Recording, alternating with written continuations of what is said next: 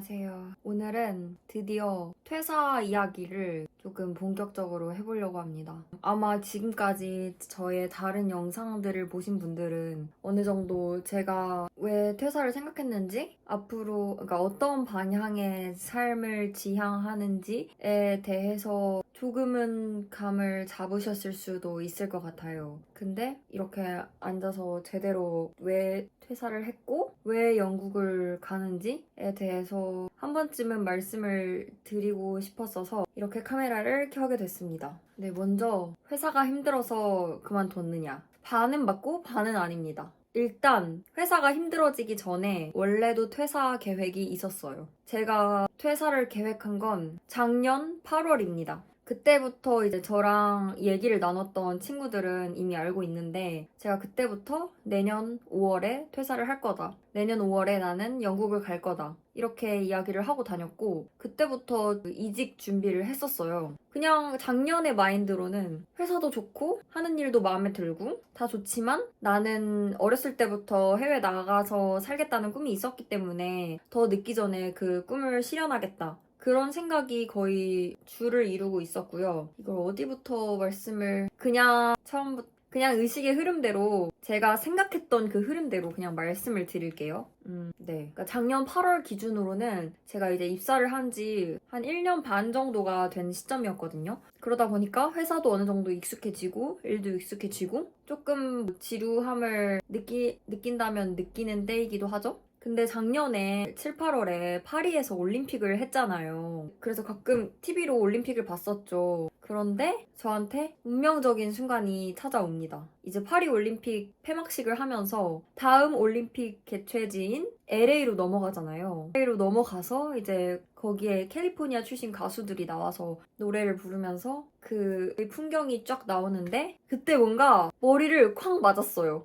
저기가 내가 있고 싶은 곳이다. 근데 이게 장난이 아니고 제가 회사를 다니면서도 이미 많은 사람들이 제가 언젠가 해외에 가서 살고 해외에서 일할 거라는 걸 모두가 알고 있었고, 제가 그렇게 막 엄청 이야기하고 다녔다기보다는 그냥 그게 보였던 것 같아요. 그냥 뭐 제가 좋아하는 것들이나 관심사나 뭐 그런 것들도 다 미국 중심으로 돌아가고, 그리고 한번 회사에서 미국 출장을 간 적이 있는데 한 달 동안 그때 정말 유일하게 엄청 즐겼던 사람이 저거든요. 저는 진짜 너무너무 좋았어요. 물론 일이 안 힘들었다는 건 아니지만 그냥 미국에 있다는 그 자체가, 거기가 엄청 이라면 시골이었음에도 불구하고 그냥 내가 이렇게 영어를 사용하면서 살고 내가 미디어로만 접했던 그냥 모든 것들이 신났어요. 뭐장 보러 가는 것도 신나고 운동하는 것도 신나고 그냥 하루하루가 저한테는 뭔가 콘텐츠 같았고, 그래서 거기서도 브이로그를 열심히 찍었던 거고, 거기를 갔다 오고 나서도 더더욱 나는 나중에 해외에 나가서 살아봐야겠다라는 생각을 했었는데, 그래서 언젠가는 나가야겠다라고 당연히 생각을 하고 있었죠. 근데 이게 회사를 다니면서 뭐 1년차 때는 조금 회사에 익숙해지기도 하고, 드디어 내가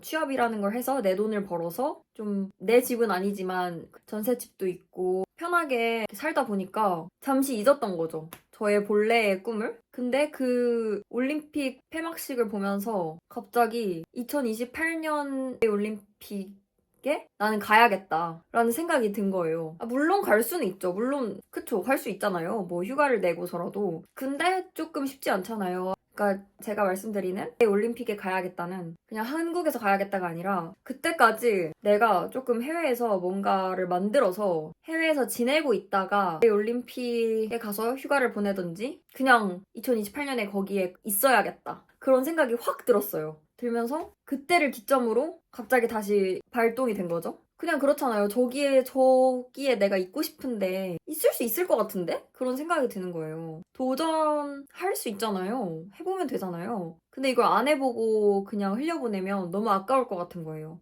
그러니까 2028년이면 작년 기준으로는 4년이 남은 건데 4년 동안 내가 뭔가 해볼 수 있지 않을까? 그런 생각이 들어서 8월 달에 바로 이제 해외로 어떻게 나갈 수 있을까 생각을 하기 시작한 거죠. 근데 물론 8월 이전에도 계속 생각을 하긴 했었어요. 그래서 회사분들 중에서도 몇몇 분은 이미 제가 고민하고 있었다는 거를 다 알고 계시고 해외에서 생활을 하신 분들은 저에게 정말 진심 어린 조언을 해주기도 하셨고요. 근데 제가 계속 미국에 가고 싶다고 하니까 솔직히 미국에서 살 수 있는 방법은 거기 회사에 일단 취업을 해야 되잖아요. 근데 취업을 하려면 비자가 있어야 되잖아요. 비자가 제일 중요하단 말이에요, 여러분. 그러니까 저희는 지금 미국에 관광 비자로밖에 갈 수 없잖아요. 뭐 인턴십 비자나 취업 비자 같은 거를 받아서 가야 되는데 그러니까 인턴십 비자는 1년짜리고 어느 정도 금액을 지불하면 갈 수 있는 걸로 알아요.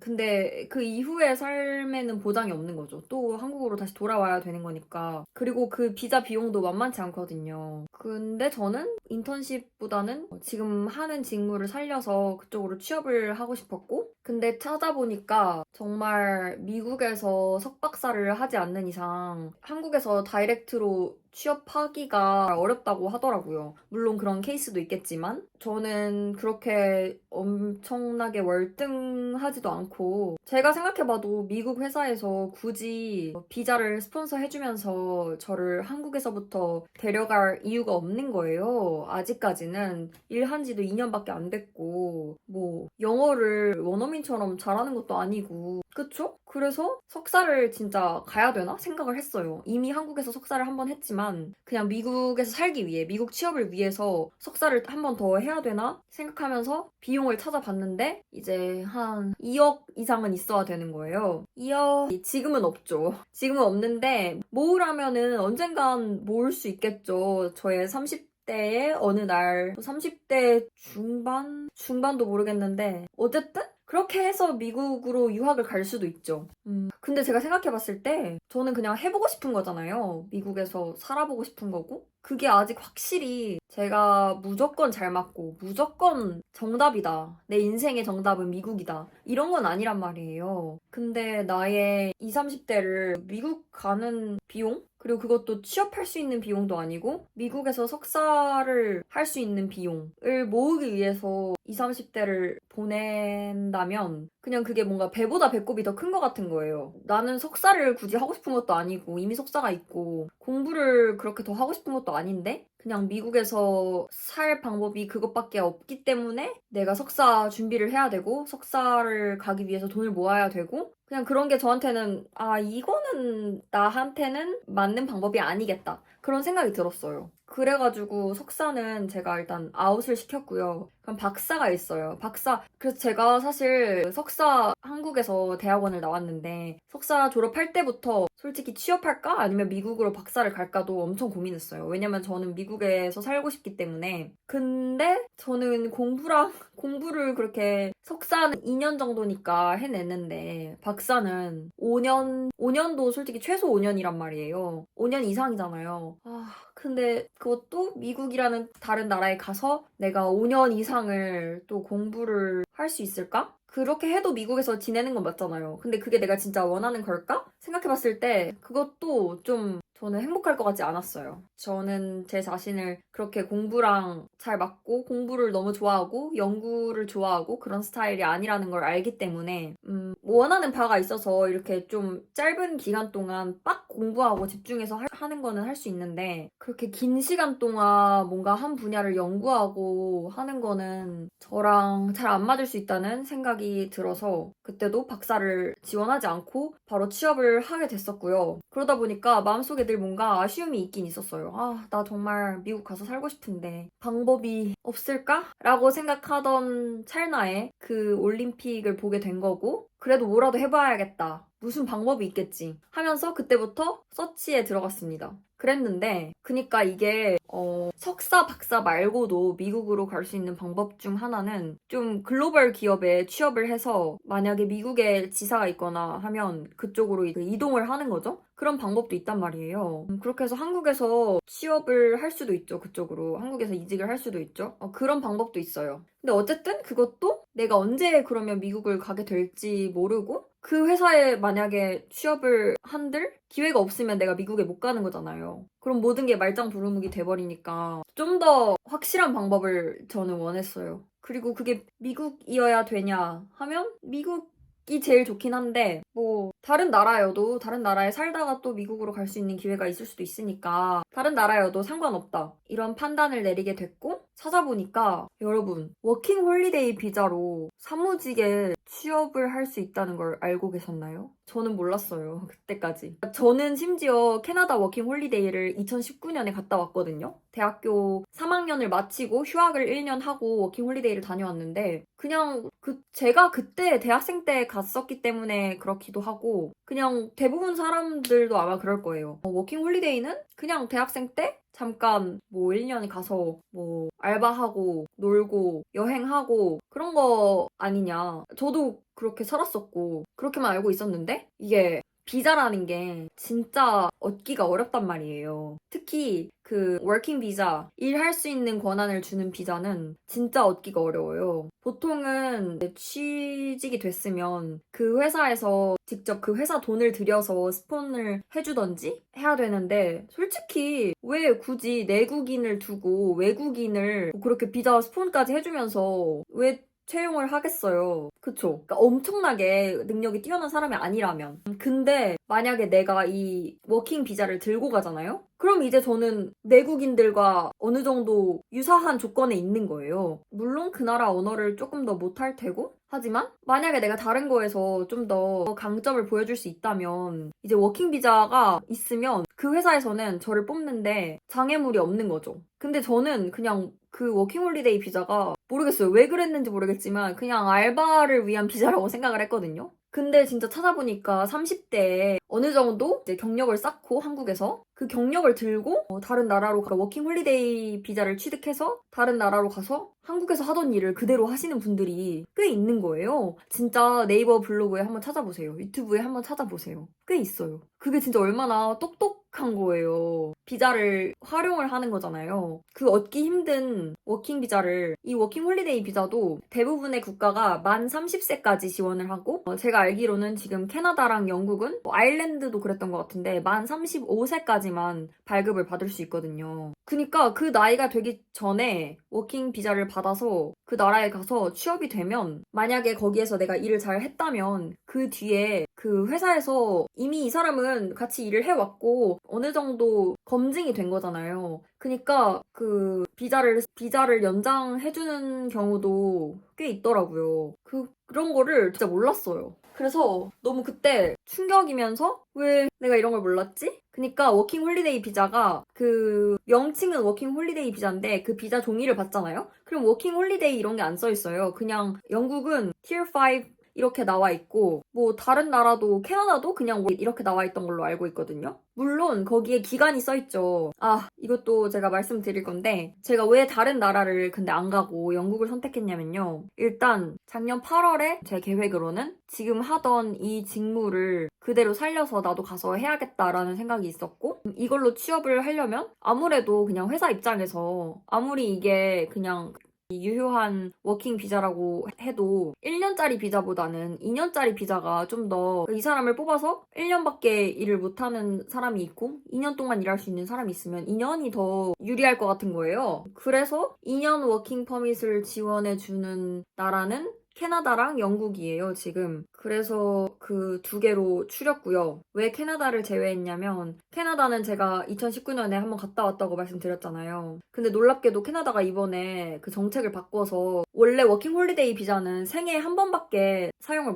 나라마다 생애에 한 번밖에 사용을 못해요. 그러니까 캐나다를 갔다가 영국을 갈 수는 있는데 캐나다를 두 번 가는 거는 원래는 안 되는 거예요. 다른 나라도 다 그렇고. 근데 캐나다가 이번에 정책을 올해인가 작년에 변경을 했어요. 생애 두 번으로 변경을 하고 원래 1년이었는데 2년씩으로 변경한 거예요. 그러니까 캐나다를 가면 진짜 이득이에요. 만약에 한 번도 캐나다를 안 간 사람이면 4년 동안 캐나다에 그 어마무시한 워킹 퍼밋을 들고 있을 수 있는 거예요. 그건 진짜 엄청난 거거든요. 그걸로 어디든 취업할 수 있고 그냥 내가 내 강점을 잘 살린다면 그 나라 내국인들이랑 별로 다를 게 없는 거예요. 저는 처음에 그렇게 생각했어요. 아, 그래도 이게 2년짜리 비자인데 좀 내국인들은 그 비자에 기간이 비자도 없을 거고 내국인이니까 그 기한이 없을 거 아니에요. 그러니까 내가 뭐 이 회사에 영원히 다닐 수도 있는 거고 회사에서 이 사람을 뭔가 지원해주지 않아도 되잖아요. 근데 내 비자는 2년 후에는 끝나니까 2년 후에는 회사에서 나를 지원해주던가 아니면 저는 한국에 돌아가야 되는데 그러면 채용하는 입장에서 좀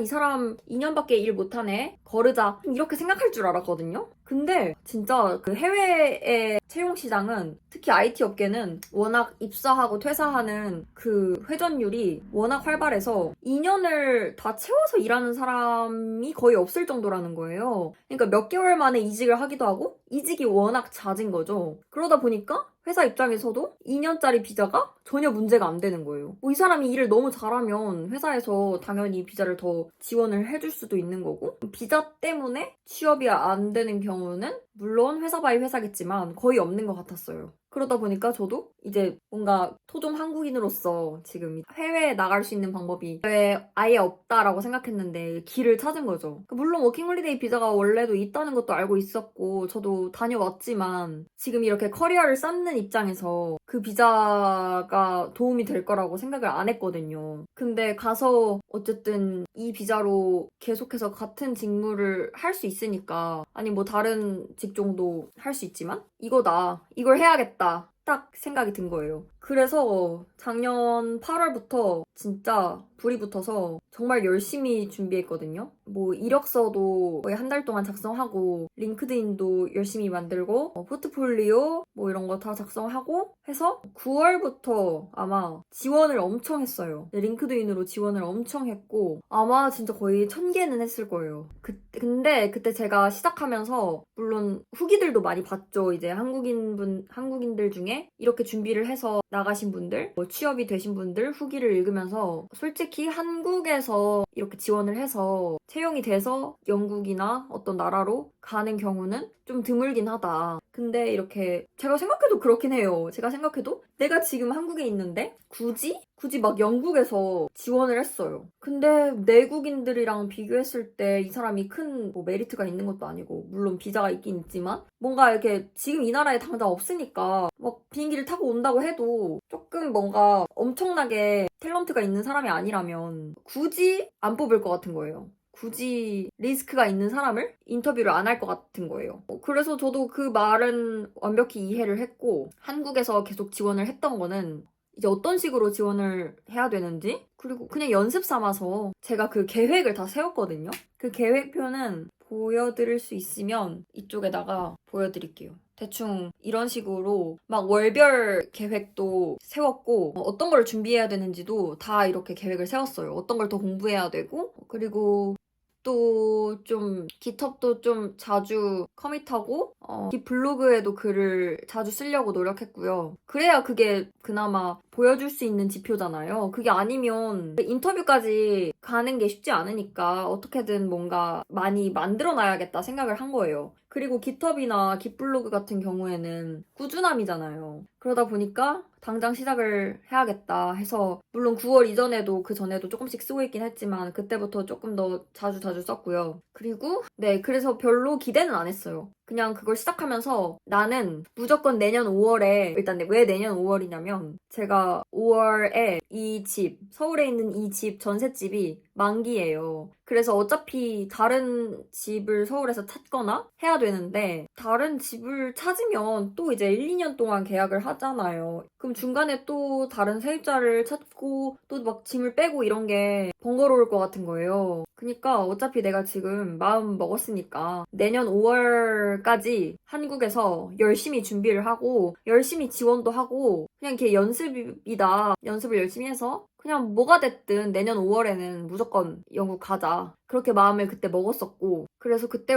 지원을 진짜 열심히 했어요. 그냥 뭐 퇴근하고 와서도 하고 주말에도 하고 근데 제가 답변이 올 거라는 기대는 안 했어요. 말씀드린 대로 말씀드린 이유들 때문에 답변은 안 오겠지만 그래도 뭐 그냥 연습 삼아 계속 지원을 해보자 하고 지원을 했었죠. 그런데 놀랍게도 진짜 물론 제가 막 1000개까지 지원을 했다고 했잖아요. 그러니까 그 중에서 인터뷰를 본 그 퍼센티지가 굉장히 작긴 한데 어쨌든 한 세네 개? 세네 개 회사는 제가 인터뷰를 봤어요. 그러니까 너무 신기한 거예요. 아, 이걸 내가 한국에 있다고 지금 말했고 물론 그때도 붙으면 바로 나갈 생각이었어요. 뭐가 됐던 지금은 5월 달에 가겠다고 마음을 먹었지만 그래도 그 전에 만약에 어딘가에 채용이 된다면 빨리 준비해서 바로 그냥 나가야겠다 그런 생각이었거든요. 그래서 진짜 열심히 인터뷰를 준비를 했었고 물론 회사 다니면서 준비하다 보니까 엄청 열심히는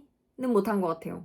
그래도 최종 면접까지 2개는 갔었고 그거를 보면서 저는 아 이게 진짜 이 비자만 있으면 내가 지금 심지어 한국에 있는데도 채용을 하려는 회사들이 있구나 그런 가능성을 좀 알게 된 것 같고 그래서 더 하고 싶어진 거죠. 아 이게 아예 안 되는 건 아니네. 될 수도 있겠는데? 그 생각이 컸어요. 그래서 작년 10월, 11월 말 그때가 진짜 제일 힘들었거든요. 그때가 그 면접 이런 거를 여러 개를 준비를 하면서 거의 그 최종 면접까지 가서 아예 HR팀이랑 연봉이랑 그런 것까지 다 협상한 회사도 있었어요. 근데 그냥 어떠한 이유로 인해서 제가 결국에는 그 회사에 못 가게 됐지만 그때는 진짜 심장이 하루하루가 벌렁벌렁했어요. 그래서 그때 비자 신체 검사도 다 받아 놓은 거고 이게 채용 확정만 되면 바로 비자 결제 갈겨가지고 바로 가려고 11월 말에 12월 초에 그거를 다 준비를 했었던 거고요. 근데 이렇게 한바탕 인터뷰가 좀 많았었던 10월, 11월, 12월이 훅 지나가고 1월이 되면서 일단 첫 번째로는 지금 다니고 있던 회사가 엄청 바빠졌어요. 조금 하는 일이 많아졌고 주말에도 회사에 나가서 특근한 적도 꽤 있고 평일에도 야근을 많이 했어요. 그러다 보니까 그 영국 준비하는 거에 시간을 많이 못 쏟는 거예요. 물론 이것도 의지의 문제겠죠? 그러니까 제가 의지가 좀 떨어진 것도 있죠. 이게 한번 너무 열심히 이렇게 인터뷰를 몇 군데를 봤는데 잘 안 됐으니까 좀 힘 빠지는 것도 있고 진짜 많이 기대를 했는데 안 됐으니까. 근데 다시 마음을 잡고 다시 열심히 해야 되는데 그 와중에 회사까지 바빠지니까 그냥 좀 여러모로 힘들었던 것 같아요. 내가 이거 빨리 준비를 해야 되는데 그렇다고 또 본업을 대충 할 수도 없고 그래서 회사 일에 쏟는 시간이 진짜 훨씬 많아졌고 주말에도 회사를 나갔고 그냥 쉴 때는 정말 쉬어야 되는 거예요. 정말 못 하겠는 거예요. 아무것도. 그렇게 1월부터 시간을 보냈던 거죠. 그러면서 솔직히 흔들렸어요. 제가 원래 계획대로라면 뭐가 됐든 내가 뭐 채용이 됐든 안 됐든 5월에는 무조건 영국 간다였잖아요. 근데 제가 한국에서 이렇게 지원을 하면서 인터뷰 기회를 몇 번 받고 꽤나 면접을 가니까 이게 한국에서도 되긴 되네? 그러면 한국에서 그냥 채용이 될 때까지 해볼까? 라는 생각이 드는 거예요. 왜냐면 채용이 되고 나가면 걱정이 없잖아요. 그럼 진짜 그냥 아무런 불확실성도 없이 완벽히 준비돼서 나가는 거니까. 그리고 원래는 그게 안 되는 줄 알고 진짜 안 될 줄 알고 그런 희망이나 그런 계획을 아예 안 했던 건데 그게 조금씩 저한테 조금씩 빛이 보이니까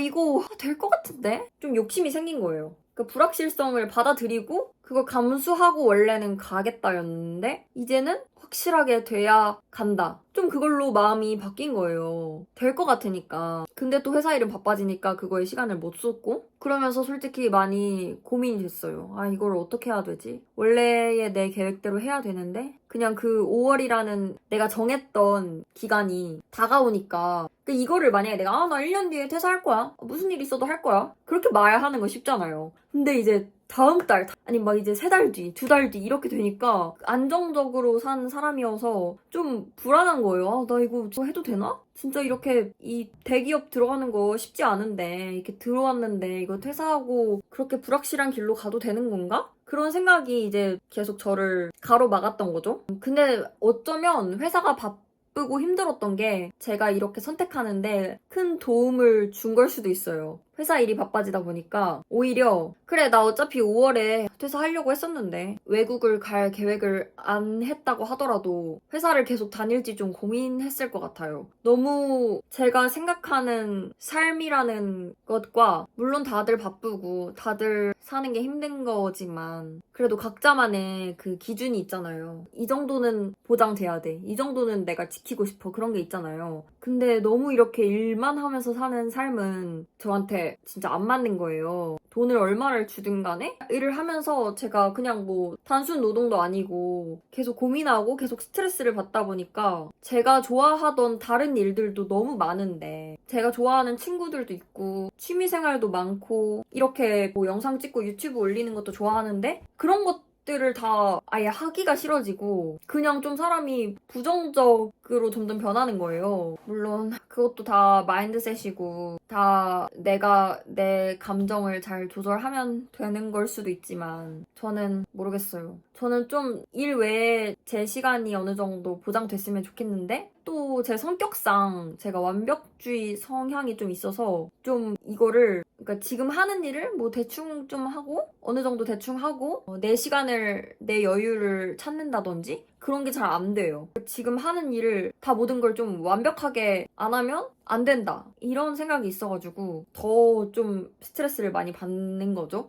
그러다 보니까 내가 이렇게 앞으로 계속 살면 안 될 것 같다. 이게 내가 진짜 원하던 삶이 맞나? 그런 생각도 들었고, 물론 어떻게 생각하면 너무 약해 빠진 소리일 수도 있지만, 그래도 저는 한 번 사는 인생, 그리고 젊을 때 그렇게 일만 하면서 살고 싶지 않았어요. 내가 너무 할 수 있는 것도 많고, 자신이 있는 것들이 있고, 해보고 싶은 것도 아직 많은데, 이렇게 일만 하다가 이제 30대 중반 이렇게 갑자기 돼버리면 너무 후회할 것 같은 거예요. 그러니까 물론 언제든 새로운 선택을 할 수 있죠, 사람은. 그리고 나이가 들면 내가 가진 자산이 더 많아질 테니까 이 자산을 가지고 다른 선택을 하기가 더 쉬울 수도 있어요. 하지만 동시에 자산이 많아지지만 책임감도 많아지고 뭔가 이제 내 등에 엎여 있는 것들, 뭔가 이렇게 달려 있는 게 많단 말이에요. 점점 가지는 게 많아지니까 이 사회에 내가 정착할수록. 그러니까 더 다른 선택을 하기가 어렵기도 하죠. 그러니까 이게 모순적이에요. 나이가 어리면 자산은 없지만 다 놓고 갈 수 있는 용기가 좀 더 쉽게 생길 수 있고 나이가 더 들면 자산은 많지만 가서 뭔가 내가 일궈낼 수 있는 그런 자본은 준비되어 있지만 좀 더 이걸 놓고 가기가 어렵다는 거죠. 그래서 저는 이제 맨날 그런 생각을 하면서 이게 내가 진짜 원하던 삶이 맞는가? 라는 생각을 하다가 이제 저의 과거를 들여다보게 됩니다. 내가 어떤 사람으로 어떤 인생을 살고 싶었는가 그런 거를 좀 돌아봤어요. 근데 일단 정말 어렸을 때부터 저의 삶에는